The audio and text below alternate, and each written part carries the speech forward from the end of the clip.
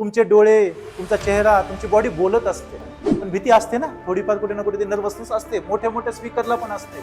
आपल्या डोक्यामध्ये जी system fit केलेली आपल्या आई वडिलांनी, आजी आजोबांनी, पूर्ण समाजाने, जेव्हा आपण आपल्यावरचा विश्वास उडवतो ना, संपतो ना, प्रत्येक व्यक्ती चुका करतो जीवनामध्ये, पण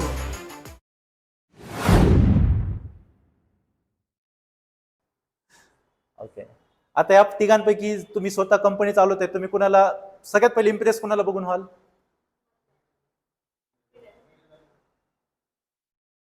जे मध्यभागी मुलगी बसली तिला बघूनच इम्प्रेस व्हाल की अरे हा, ही अशी कॅन्डिडेट हवी आपल्याला. का? बॉडी पोश्चर और बॉडी लँग्वेज. हा गळून बसलाय, मोबाईल मध्ये लक्ष आहे, त्याला घाम फुटलाय, काय चाललंय त्याची त्यालाच माहित नाही. बॉडी पोश्चर बघा, कॉन्फिडंट, ज्या कामासाठी आले फोकस. पहिले impression, first impression is last impression आहे. तिघांमध्ये कोणाचं इम्प्रेशन पडलं? जे मध्ये बसलेलं आहे. बॉडी लँग्वेज काय आहे? शार्प आहे. इंटरव्ह्यू साठी आलेले आहेत तिघं पण. तुम्हाला कोण वाटते प्रॉपर इंटरव्ह्यू साठी कोण आलेले तिथे? जे मध्ये भागी बसले. ते बॉडी पोश्चर आणि बॉडी लँग्वेज.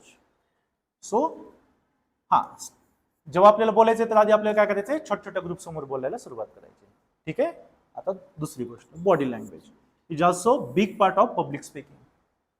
तुमच्या समोर पोडियम आहे आणि तुम्ही असं करून बोलतायत, हा मी याची सुरुवात केली होती, मला खूप छान वाटलं होतं, पण काय झालं माहितीये का, नंतरच्या काळात मी त्या गोष्टी विसरूनच गेलो. पुढे ऑडियन्स बसले, तुमचं असं असं चालू आहे, असं असं करताय, ऑडियन्स पण जांभळे द्यायला गेले, रे बस बस बस करा, है ना. जसं इंटरव्ह्यू साठी ही पोझिशन आवश्यक आहे, तसं पब्लिक स्पीकिंग साठी पण एक पोझिशन पाहिजे ना. जे खूप भारी स्पीकर असतात त्यांची पोझिशन बघ कशी असते, कॉन्फिडंट असतात, बोलत असतात, हातवारे करत असतात जिथे पाहिजे तिथे. बॉडी लँग्वेज, तुमचे डोळे, तुमचा चेहरा, तुमची बॉडी बोलत असते, कॉन्फिडंट रिफ्लेक्ट करत असते. मीच घायाळ होऊन गेलोय, माझ्यामध्येच कॉन्फिडन्स नाही, मी इकडे तिकडे बघतोय, असं असं करून बोलतोय, हा मला परीक्षा पासून खूप छान वाटलेलं आहे, मी खूप मेहनत केली होती, 12-12 तास मी अभ्यास करायचो.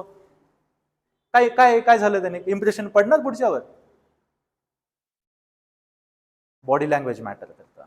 तुमची वेशभूषा, तुम्ही कपडे कसे घालता, कसं वागता, बोलता, कसं उभं राहता, या सगळ्या गोष्टी मॅटर करतात. आणि या सगळ्या गोष्टी छोट्या छोट्या नंतर पण तुम्हाला हळूहळू शिकायच्यात आपल्याला. Okay. When you speak, your body tells your story too. तुम्ही काय आहात ही तुमची बॉडी सांगत असते. बॉडी म्हणजे फिजिकल अपीअरन्स नाही की किती बॉडी बिल्डिंग केलेली आहे काय. बॉडी म्हणजे आपण आपलं उभा राहणं, आपली वेशभूषा, जसं मी तुम्हाला सांगितलं, पोश्चर, या सगळ्या गोष्टी आल्या. Stand tall, keep your shoulder back.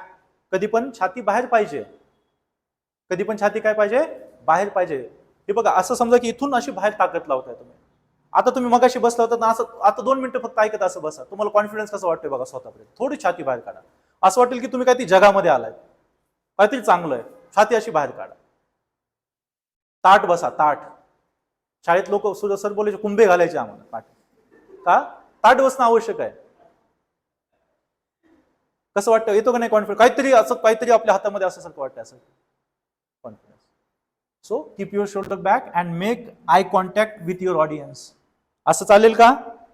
आता मी तुमच्याशी आय कॉन्टॅक्ट करतोय म्हणून तुमच्या मान हलतायत. मी जर असं बोलत असेल तर तुम्ही मान हलवणार का? समजते म्हणून नाही हलवणार, तर तुमचा रिस्पॉन्सच येणार नाही, तुमचं लक्ष दुसरीकडे जाईल. आणि मला ते जाऊ द्यायचं नाही म्हणून मी तुमच्या डोळ्यात बघतोय, इकडे बघा, इकडे बघा. आय कॉन्टॅक्ट महत्वाचा असतो पब्लिक स्पीक करताना.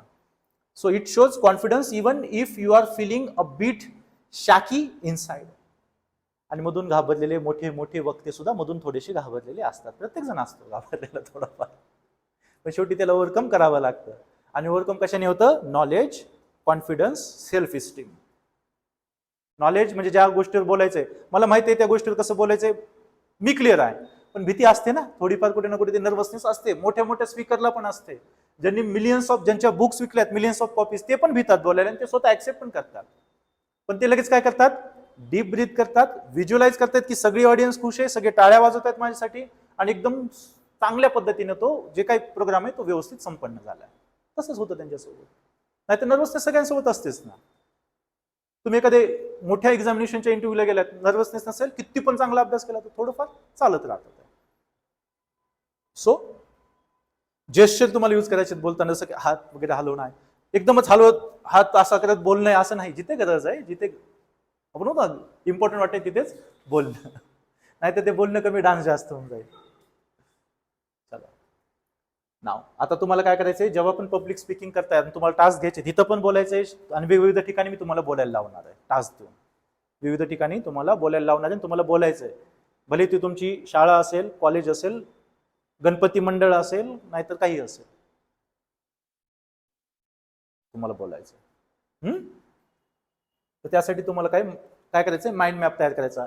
मी इंट्रोडक्शन काय देणार आहे, माझे मेन पॉईंट्स काय आहेत. समजा मला बोलायला माझा टॉपिक आहे क्लायमेट चेंज, तर माझं इंट्रोडक्शन काय असेल. माझ्या इंट्रोडक्शनमध्ये साहजिकच मी ते सांगणार आहे की पृथ्वीची वाट कशी लागली आहे, एन्व्हायरमेंट किती महत्वाचं आहे, पण क्लायमेट चेंजमुळे आता गोष्टी किती बदलू लागल्यात, वर्स्ट होऊ लागल्यात. मग मेन मॅच्यामध्ये सांगणार आहे मी की नॅशनल इंटरनॅशनल काय काय एफर्ट्स घेतले जात आहेत, आपण इंडिव्हिज्युअली काय काय करू शकतो, जे काय बॉडी असेल मी पूर्ण ती बॉडी, आणि मी कन्क्लूड काय करणार आहे. इंट्रोडक्शन आणि कन्क्लुजन हे असतंच भाषणामध्ये. अद्यात बोलून कोणी येतं का खाली? युपीसीचे आन्सर आहेत का? युपीसीच्या आन्सर मध्ये पण काय आहे, इंट्रोडक्शन, डिटेल्स, कन्क्लुजन. आणि भाषण करताना पण काय लागतं, इंट्रोडक्शन, डिटेल्स, कन्क्लुजन लागतंच. इंट्रोडक्शनच्या आधी सगळेजण काय करतात, आधी इंट्रोडक्शन देतात नाही त्यांच्या टॉपिकचं, डायरेक्ट डिटेल्स बोलायला सुरुवात करतात का? तसं तर समजणार पण नाही काय चाललंय. त्याआधी सांगतात ना, तर मित्रांनो आपण आज याच्यावरती बोलणार आहोत, हे करणार आहोत, सांगितलं जातं की नाही. सो सेम माइंड मॅप बनवायचा, काय इंट्रो, काय डिटेल, काय कन्क्लुजन. ऍक्टिव्हिटी यासाठी तुम्हाला मी देणार आहे. सगळ्यात पहिलं म्हणजे मिरर एक्सरसाइज. आरशामध्ये खरंच बघितलं का तुम्ही एकमेकांना? म्हणजे रोज बघत असाल, पण तुम्हाला म्हटलं म्हणजे आरशामध्ये बघत राहा स्वतःला थोडा वेळ. कारण की स्वतःवर प्रेम करायचे तर स्वतःला बघावं तर लागेल ना. कोण आहे पियुष, कोण आहे अजिंक्य, बघावं लागेल ना. सो तुम्हाला काय मिरर एक्सरसाइज करायच्या आहेत. Where you stand in front of mirror and practise your posture and gesture. असं उभं, आता ना आरशाच्या समोर असं उभं राहून बघा. तुम्हाला मी कसं वाटतं असं?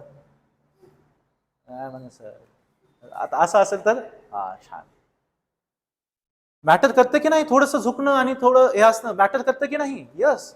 आणि सेम आता आरशाच्या समोर तुम्ही करा घरी गेल्यानंतर स्वतःला. अरे लेक्चर झाले की बघा ना, इथं दोन्ही पण आहे ना, 4 आहेत.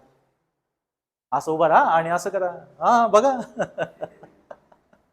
Then will move on to some quick impromptu speeches. Impromptu speeches म्हणजे विना तयारी बोलणं, डायरेक्ट. आणि हे मला सांगा कधी घ्यायचंय इम्प्रॉम्प्ट्यू स्पीचेस. इम्प्रॉम्प्ट्यू म्हणजे डायरेक्ट टॉपिक दिला, डायरेक्ट येऊन बोलताय तुम्ही. आणि आपल्याला करायचंय, लवकरच करणार आहे मी, हप्त्या 2-4 दिवसात.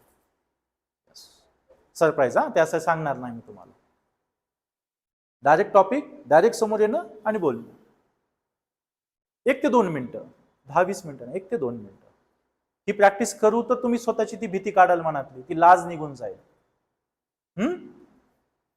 दिस will help you think on your feet and get more confidence. Yes, I can do it. मी करू शकतो. हा कॉन्फिडन्स येईल ना. सो त्यासाठी तुम्ही तयार राहू द्या. तुमची हॉबी, तुमचे पर्सनल एक्सपिरियन्स, असं पण मी तुम्हाला सुरुवातीला छोटे सोपे टॉपिक देईल किंवा एखादी शॉर्ट स्टोरी सांगा म्हणून सांगेल.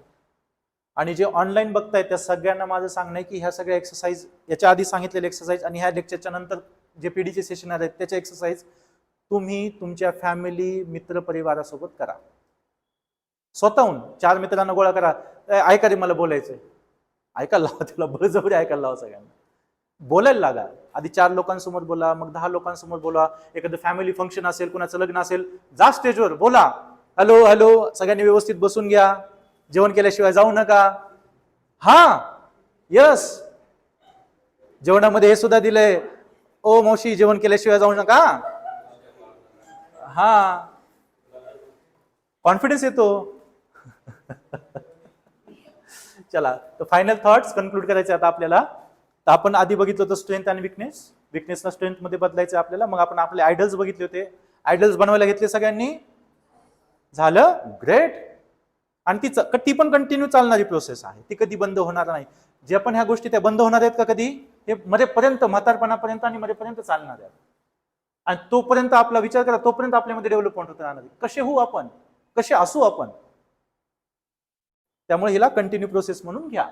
तो finally confidence, where in how we feel about ourselves or how we speak in front of others. It's something we build step by step. एकदाच होणार आहे का सगळ्यांसमोर बोलणं? तर ही एक प्रोसेस आहे आणि ती प्रोसेस आपल्याला कंप्लीट करायची आहे, हळूहळू करायची आहे. It's okay to be nervous and it's okay to make mistakes. चुका होणार. मी किती वेळेस अडखळतो लेक्चरमध्ये, किती वेळेस चुका होतात ना बऱ्याच वेळेस. मग त्याच्यामुळे आपण सोडून देतो का गोष्टी?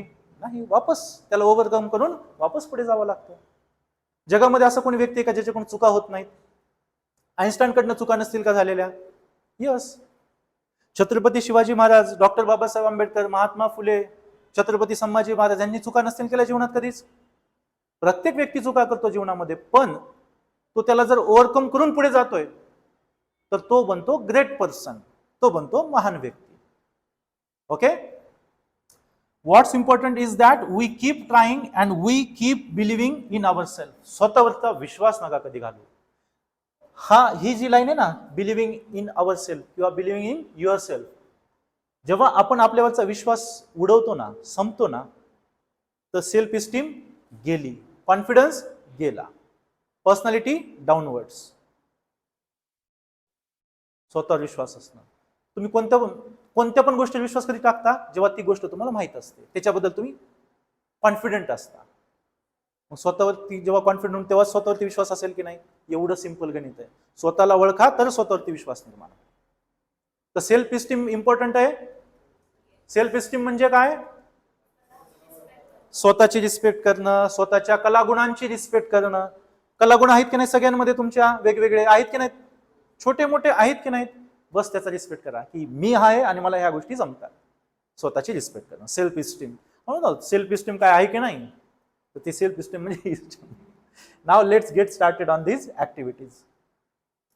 तर तुम्हाला बनवायची एक कॉन्फिडन्स डायरी, जी आता तुम्ही डायरी बनवली ना 30, त्याच्यामध्ये तुम्हाला काय करायचं आहे? तुम्हाला कॉन्फिडंट आणि प्राऊड फील करण्यासाठी किंवा ते मिळवण्यासाठी, it could be something like answering a question in class, making new friend, finishing a difficult homework. अशा छोट्या छोट्या गोष्टी जेव्हा तुम्ही अचीव्ह करताय त्याच्यामध्ये लिहा की आज गुरुवार, आज ही तारीख, आज मी काय केले, तर आज मी वर्गामध्ये 3 क्वेश्चनचे आन्सर दिले. आज शुक्रवार, आज मी काय केलं, 4-5 लोक थांबलेले होते, त्यांची अडचण होती की कुठे जायचं होतं, त्यांना समजत नव्हतं किंवा नवीन शहरात काय करावं समजत नव्हतं. आज मी त्यांना काय केलं, गाईड केलं. आज एका आजोबांचे पैसे हरवले होते, त्यांना जेवायला नव्हतं, मी आज त्यांना वडापाव चारला. छोट्या छोट्या गोष्टी लिहा. आणि लिहायचे का? कारण की आपण वाईट गोष्टी लक्षात ठेवतो. अरे मी हे करू शकलो नाही, किती लक्षात राहतं, शिट यार माझ्याकडनं हे झालं ते झालं. वाईट गोष्टी लक्षात राहतात, पण आपण चांगले काम केलेले आपल्या लक्षात राहत नाहीत. कारण की आपल्या डोक्यामध्ये जी सिस्टम फिट केलेली आपल्या आई वडिलांनी, आजी आजोबांनी, पूर्ण समाजानं, ते चुकीचे नाही, ते बनत आले, तसंच घडत आलेलं आहे ना. आता थोडंसं बदलाव आपल्याला आणावं लागेल. चांगल्या गोष्टी लक्षात ठेवाव्या लागतील, नेहमी नेहमी लक्षात ठेवाव्या लागतील. आपण होतं ना, चांगलं करा आणि विसरून जा. अरे विसरून नाही, ते लक्षात ठेवायचं. नेकी करो और दरिया में डाल दो. तर नेकी करो तो लक्षात ठेवा ना, ती नेकी केलेली, तर वारंवार तुम्ही ते करत राहणार. नेकी लक्षात ठेवत नाही आणि वाईट गोष्टी लक्षात ठेवतात, तर वाईट गोष्टी जास्त होणार.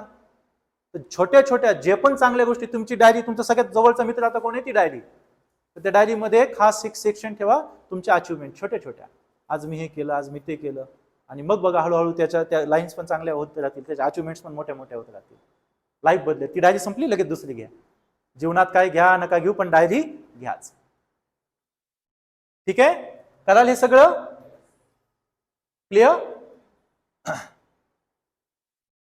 आता 5 मिनिटाचं मी नंतर तुम्हाला टास्क देणार बोलण्यासाठी. नंतर इम्प्रॉम्प्टू, बिना तयारी बोलणं. ठीक आहे? कळालं आजचं सेशन?